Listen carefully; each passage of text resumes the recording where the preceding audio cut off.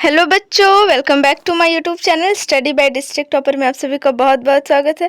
आशा करते हैं आप सभी बहुत अच्छे होंगे, आप लोग की पढ़ाई भी बहुत अच्छी चल रही होगी। तो आज का जो वीडियो होने वाला है वो आप लोग जो भी क्लास 12th के स्टूडेंट्स है, फिजिक्स का ये लेक्चर नंबर 3 होने वाला है। जो भी पहले का जो वीडियो नहीं देखे तो लेक्चर नंबर 1 और लेक्चर नंबर 2 मेरे चैनल पर ऑलरेडी अपलोड है, तो आप लोग जा करके देख लीजिए।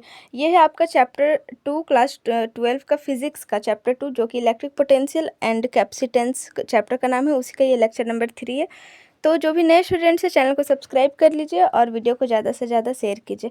तो आज ये आपका लेक्चर 3 है और भी रेगुलर कंटेंट आते रहेंगे, तो आप लोग चैनल को सब्सक्राइब करके रख लीजिए। तो यहाँ पे देखिए, मोस्ट इंपॉर्टेंट ये क्वेश्चन है आप लोगों का, जो कि जैक बोर्ड में अक्सर ये क्वेश्चन पूछा जाता है 3 मार्क्स में, जो कि मैंने यहाँ पे लिख दिया है। 3 मार्क्स में ये क्वेश्चन अक्सर पूछे जाते हैं। तो क्वेश्चन जो है आपका पूछा गया, find the expression for torque produced due to electric dipole placed in a uniform electric field, hence define electric dipole moment in the terms of torque. तो हम लोगों को क्या निकालना है, टॉर्क के लिए जो एक्सप्रेशन है, डेरिवेशन टॉर्क निकालना, मतलब टॉर्क का जो फॉर्मूला क्या होता है, वो भी इलेक्ट्रिक डायपोल में, जो कि आपका इलेक्ट्रिक फील्ड में आप लोगों का वो प्लेस्ड किया हुआ है। तो इलेक्ट्रिक डायपोल के कारण जो टॉर्क बनता है उसका मतलब एक्सप्रेशन निकालना। और उसके बाद हमें इलेक्ट्रिक डायपोल मोमेंट का डेफिनेशन भी मतलब डिस्कस करना है। तो चलिए यहाँ पे देखते हैं कैसे इसका सोल्यूशन बनाया हुआ है। तो यहाँ पे देखिए आप लोगों को, यहाँ पे लिखा, we consider an electric dipole of dipole moment P is equal to 2aq, let this dipole makes an angle theta with E vector. तो यहाँ पे आप लोग को डायपोल मोमेंट का जो इलेक्ट्रिक डायपोल का जो डायपोल मोमेंट होता है उसका फॉर्मूला आप लोग को पता ही होगा, P is equal to 2aq होता है, ठीक है। तो इसमें क्या है, जो कि डायपोल मैक्स जो डायपोल यहाँ पे बन रहा है वो थीटा, मतलब हम लोग मान लेते हैं वो एंगल बना रहा है थीटा, और ई वेक्टर के अलॉन्ग बना रहा है, मतलब इलेक्ट्रिक फील्ड, यहाँ पे ई मतलब इलेक्ट्रिक फील्ड हुआ, ई इलेक्ट्रिक फील्ड के अलॉन्ग में हमारा थीटा एंगल बना रहा है। तो यहाँ पे फिगर की तरफ देखते हैं, तो फिगर से समझते हैं। यहाँ पे फिगर देखिए, यहाँ पे फिगर में दिखाया गया है, यहाँ पे ए और एम एक लाइन मैंने लिया जिसको 2a साइन थीटा माने हम लोग, ठीक है। और यहाँ पे जो एम से बी तक, मतलब यहाँ ऊपर तक लिया गया, इसे 2a कॉस थीटा लिया गया। तो आप लोगों को पता होगा यहाँ पे, एक मिनट, यहाँ पे देखिए राइट एंगल है, तो यहाँ पे जो ऊपर बन रहा है मतलब इसे हम लोग वर्टिकल मान लेते हैं, ठीक है। ये वर्टिकल हो गया और ये हॉरिजॉन्टल आप लोगों को होगा, इसलिए ये इसे 2a कॉस थीटा लिया है, और जो वर्टिकली होता है उसे 2a साइन थीटा लिया जाता है। तो आप लोग यहाँ पे समझ गए होंगे, ये आप लोगों को हॉरिजॉन्टल है 2a कॉस थीटा, और ये आप लोगों का वर्टिकल है। और इसमें हम लोगों को मतलब डायपोल मोमेंट भी मतलब बनाना है। तो यहाँ पे देखिए, यहाँ से यहाँ तक आप लोगों का चार्ज है, -q से +q, मतलब चार्ज लिया जा रहा है, और इसे एंगल बनाया जा रहा है यहाँ पे थीटा, जो कि यहाँ पे लिया गया थीटा एंगल बनाया जा रहा है ई वेक्टर के अलॉन्ग। तो यहाँ पे देखिए ई वेक्टर के अलॉन्ग ही हम लोग यहाँ पे थीटा बना रहे हैं, यहाँ पे भी थीटा बना रहे हैं। तो ये आप लोगों का डायपोल जो एंगल बना रहा है वो हमारा थीटा हो गया, ठीक है।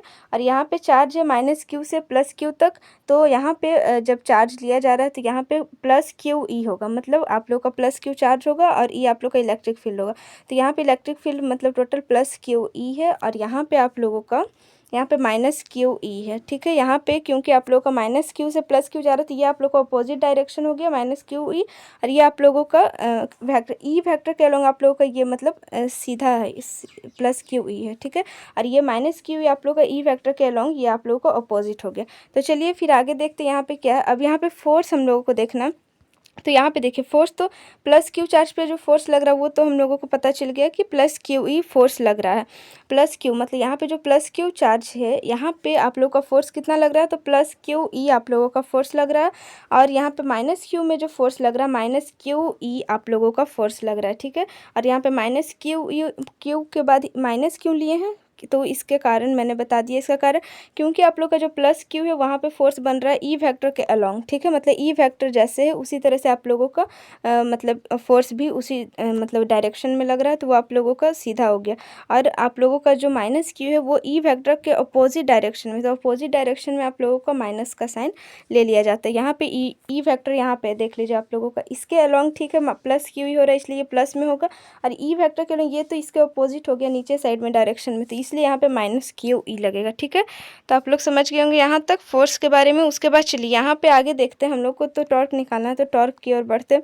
तो यहाँ पे देखिए these two equal and opposite forces makes couple of moment which is given by। तो couple of moment को तो आप लोग को पता ही होगा, couple of moment को ही टॉर्क कहा जाता है। तो जो प्लस मतलब इक्वल एंड अपोजिट दोनों तो इक्वल है, प्लस क्यू जो फोर्स दोनों लग रहा है प्लस क्यू ई और माइनस क्यू दोनों इक्वल है और अपोजिट फोर्स है। और आप लोग को पता है टॉर्क यही होता है, इक्वल एंड अपोजिट फोर्स जो होता है वही आप लोगों का टॉर्क होता है। तो प्लस क्यू ई और माइनस क्यू ई दोनों आप लोगों का टॉर्क बना रहा है, जो कि यहाँ पे टॉर्क, यहाँ पे टॉर्क का साइन ये है जिसे हम लोग टॉ पढ़ते हैं, ठीक है। टॉ TOE टॉ इसे पढ़ा जाता है और लिखा जाता है टॉर्क, ठीक है।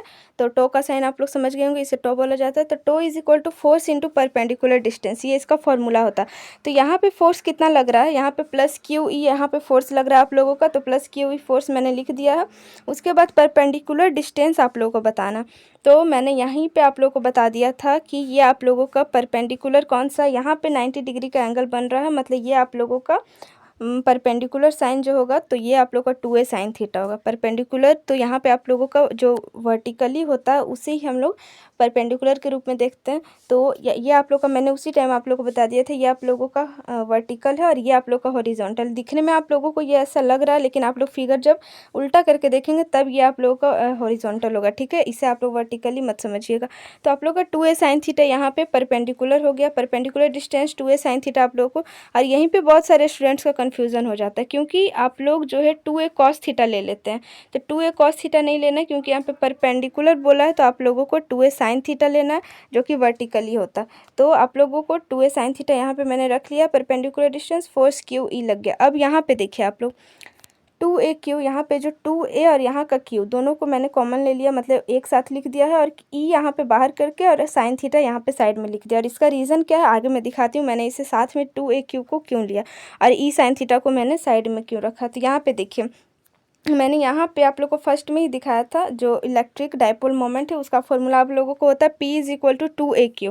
और यहाँ पे जो आप लोग का 2a क्यू बन रहा है, तो इसके जगह क्या हम P लिख सकते हैं, इलेक्ट्रिक डाइपोल मोमेंट जो होता है P is equal to 2a q होता है। तो 2a क्यू की जगह क्यों ना हम लोग P लिख लेते हैं, यहाँ पे जो 2a क्यू है यहाँ पे हम लोग P लिख लेंगे, तो आप लोगों का जो फॉर्मूला बन करके आ जाएगा P ई साइन थीटा बन करके आ जाएगा। तो tau is equal to P E sine theta हो जाएगा। और यही आप लोगों का क्वेश्चन में पूछा है, जो टॉर्क निकालने बोला वही आप लोगों का यही है, tau is equal to P E sine theta, ठीक है। तो ये आप लोगों का निकल करके आ चुका है। तो ये हम लोग इक्वेशन नंबर 1 मान लेते हैं, क्योंकि आप लोगों को यहाँ पे दूसरा क्वेश्चन भी, एक ही क्वेश्चन में डबल क्वेश्चन पूछा गया था कि डिफाइन इलेक्ट्रिक डाइपोल मोमेंट भी फिर इसी टर्म से निकालना है हम लोगों को।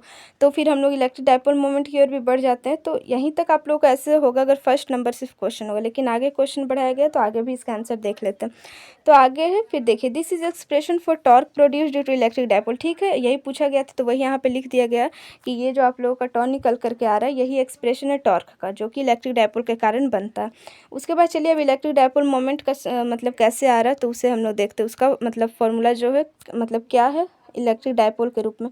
तो यहाँ पे देखिए अगर हम लोग ई को 1 न्यूटन पर कूलम मान लेते हैं और थीटा को 90 डिग्री ले लेते हैं, ठीक है। तो यहाँ पे इक्वेशन 1 जो P ई साइन थीटा निकला है वो कितना हो जाएगा, तो टॉ, क्योंकि यहाँ पे आप लोगों को यूनिट में सब कुछ लिया जा रहा है, क्योंकि आप लोगों को फॉर्मूला निकालना है इलेक्ट्रिक डाइपोल मोमेंट का। और किसी भी फॉर्मूला को जब हम लोग मतलब फॉर्मूला के रूप में किसी भी मतलब कोई भी होता है एक जैसे कोई भी साइन है उसे हम लोगों को डिफाइन करना होता है, तो यूनिट में लेकर के ही हम लोग उस चीज़ को मतलब आगे बढ़ाते हैं फॉर्मूला के रूप में। तो इसलिए हम लोग ई को 1 ले लिए और थीटा को भी 90 डिग्री ले लिए। तभी क्वेश्चन 1 देखिए tau is equal to P E sine theta था, P और ई के जगह 1 न्यूटन पर कूलम ले लिए और थीटा के जगह साइन 90। तो आप लोग को पता है साइन 90 का वैल्यू 1 होता है, ठीक है, इसलिए हम लोग 90 लिए हैं। जीरो में तो आप लोग का जीरो हो जाएगा, तो पूरा ही टॉ जीरो हो जाता है, लेकिन इसलिए यूनिट में लेना था, इसलिए साइन 90 का वैल्यू जैसा पता है 1 होता है तो 1 लिख लिए।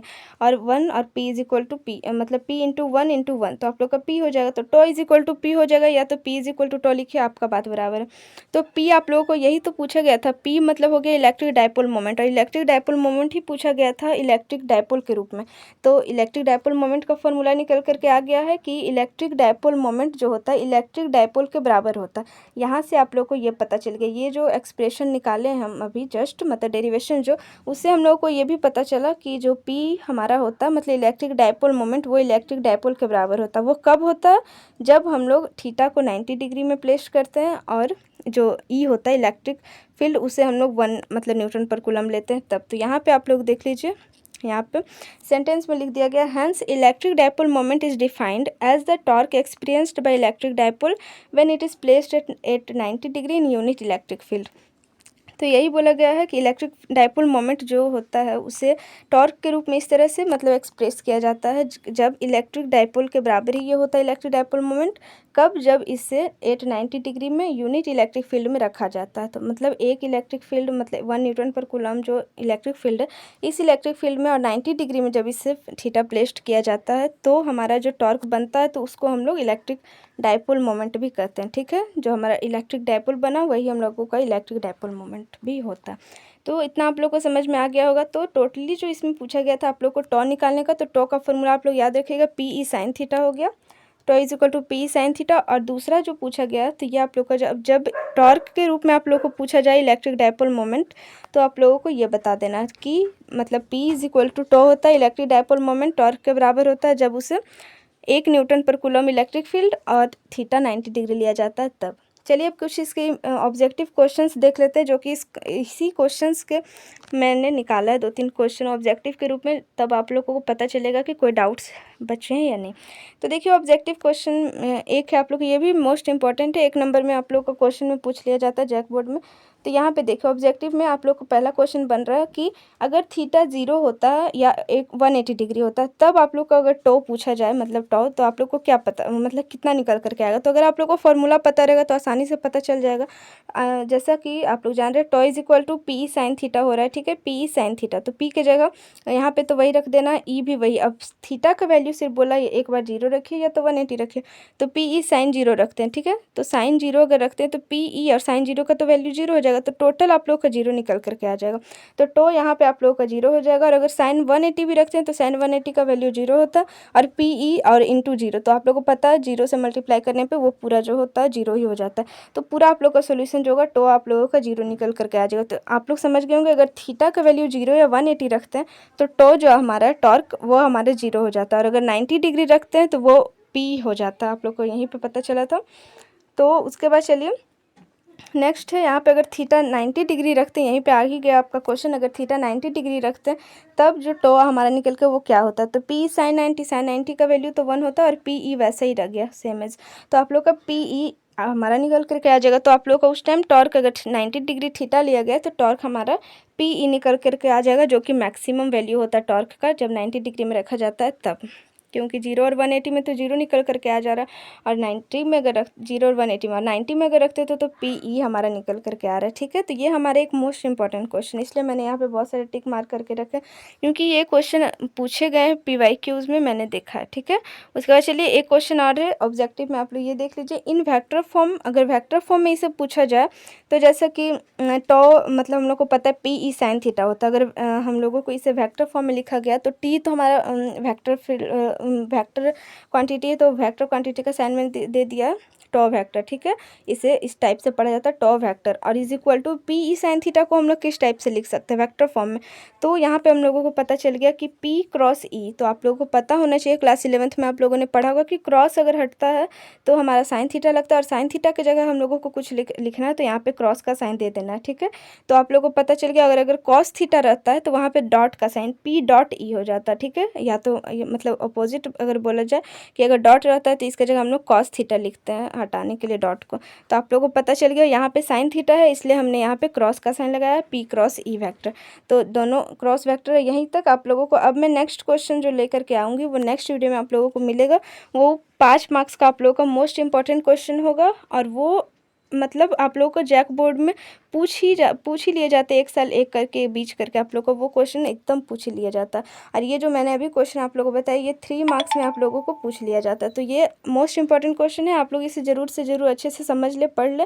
कहीं भी कुछ डाउट्स है तो आप लोग मुझे कमेंट कर सकते हैं, और भी किसी चैप्टर का आप लोगों को नोट्स चाहिए होगा तो मैं उस पर भी वीडियो लाऊंगी। मैं सीरीज़ वाइज आप लोगों को क्लास करवा रही हूँ, और हर एक सब्जेक्ट का क्लास होगा, फिजिक्स केमिस्ट्री बायोलॉजी मैथ्स और इंग्लिश इकोनॉमिक्स का भी होगा। बस आप लोग चैनल से जुड़े रहें, आप लोग ज़्यादा से ज़्यादा प्यार दिखाइए और वीडियो को ज़्यादा से ज़्यादा शेयर कीजिए। तो मिलती हूँ नेक्स्ट वीडियो में, तब तक के लिए बाय बाय।